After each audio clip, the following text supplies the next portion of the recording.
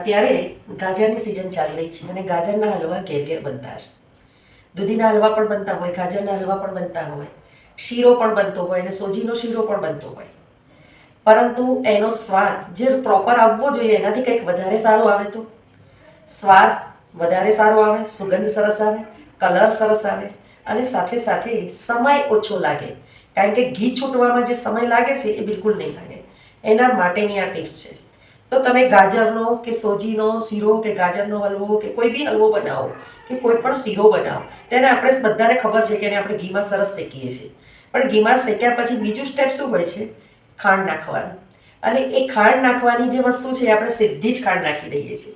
પરંતુ આપણે સીધી ખાંડ નથી નાખવાની. ખાંડને નોનસ્ટિક અથવા તો જાડા કઢાઈમાં ગરમ કરવાની છે. ગરમ કરવાની એટલે કે ખાંડ ઓગળી જશે, વગર પાણીએ ગરમ કરવાની છે અને ઓગળી જશે.